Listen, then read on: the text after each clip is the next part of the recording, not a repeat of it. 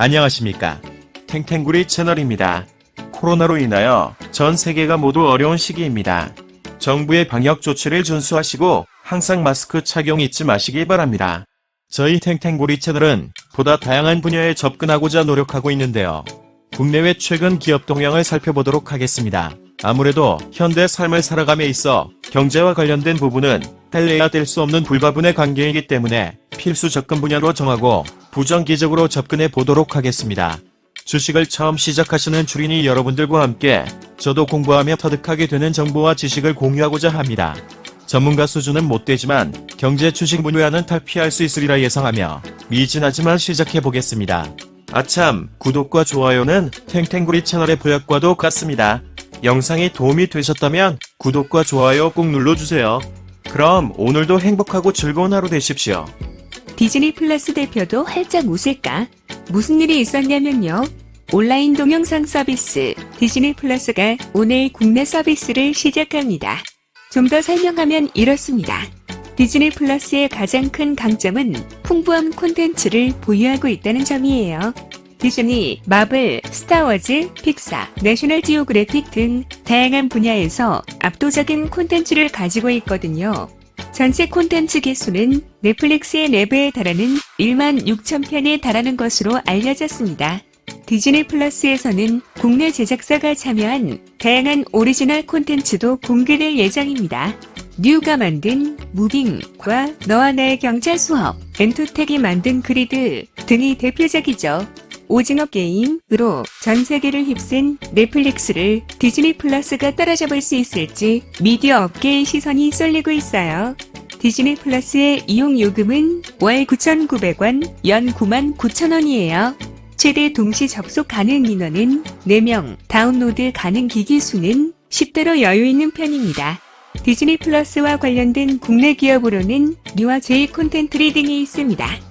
콘텐츠 제작 선유는 이미 디즈니 플러스와 2편의 제작을 계약해 촬영 중입니다.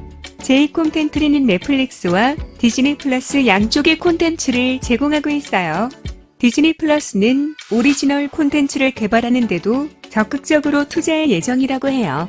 한국, 일본, 인도네시아, 대만, 중국, 말레이시아, 호주의 콘텐츠 라인업을 약 20편을 공개했는데 그중 한국 콘텐츠가 7편으로 많은 편이에요. 1. 폰파라치의 휴대폰 판매점에서 휴대폰 가격을 물어보면 직원이 말로 대답하는 대신 가격을 계산기에 쳐서 보여줄 때가 있죠.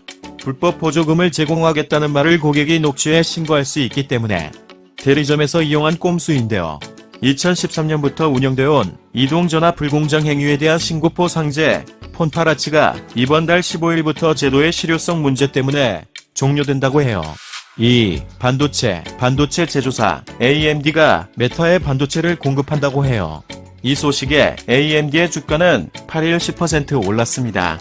AMD는 반도체 공급난 속에서도 경영진의 빠른 대처로 손실을 줄이고 수익성을 개선할 수 있었습니다. 3분기의 시장의 기대를 뛰어넘는 실적을 보인 이유죠. 3. NFT 국내 증시에서 대체 불가능 토큰 관련 주가 급등세를 보였습니다.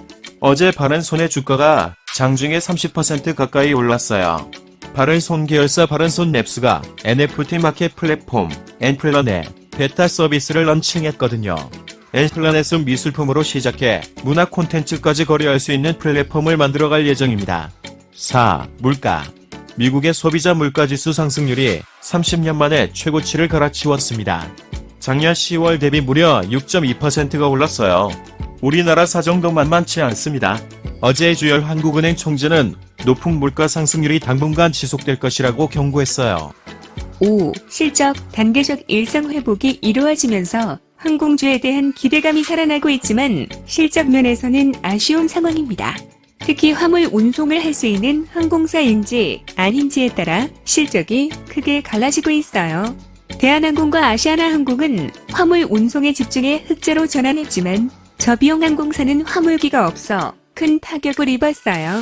6. 3분할 미국의 제너럴 일렉트릭이 주요 사업을 통합해 세계 기업으로 분할합니다. 세계 기업은 각각 항공, 헬스케어, 에너지에 집중할 계획이라고 해요. 한편 일본의 종합 전자기업 도시바는 인프라, 디바이스, 반도체 메모리 등 세계 분야로 회사를 분할해 각각 상장시키겠다고 발표했습니다. 7. 리비안, 테슬라에 대해 항마라 불려온 전기차 스타트업 리비안이 나스닥에 상장했습니다. 상장 당일 주가는 29% 상승하면서 시가총액 770억 달러로 포드를 넘어섰어요. 테슬라의 시가총액이 약 1조 달러라는 점을 고려하면 리비안의 성장 가능성은 더 크다고 해요. 8. 급등 NC소프트가 3분기 실적을 발표했습니다. 영업이익이 작년 대비 절반 이상 줄었어요. 시장의 예상치를 밑도는 어닝 쇼크를 보였죠. 실적은 나빴지만 NC소프트의 주가는 어제 30% 가까이 급등했어요. 실적 발표 컨퍼런스 도중 내년에 NFT와 블록체인이 결합된 서비스를 선보이겠다고 언급했기 때문이에요. 이상 국내외 최근 기업 동향 마치겠는데요. 도움이 되셨으면 좋겠습니다. 탱탱구리 채널 끝까지 시청해주셔서 감사합니다.